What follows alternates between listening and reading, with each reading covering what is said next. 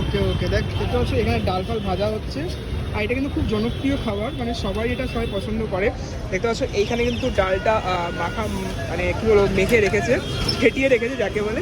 আর এখানে কিন্তু দেওয়া হচ্ছে ডালের বড়া বলে বা ডাল পুরি বলে, অনেকে অনেক রকম কিছু বলে। আচ্ছা, এটার অ্যাকচুয়ালি নামটা কি আছে?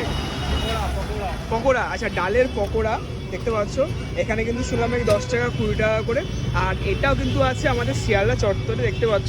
এই রাস্তাটা কিন্তু দেখলে বুঝতে পারবে, সোজা চলে যাচ্ছে শিয়ালদা কোলে মার্কেট, শিয়ালদা স্টেশন।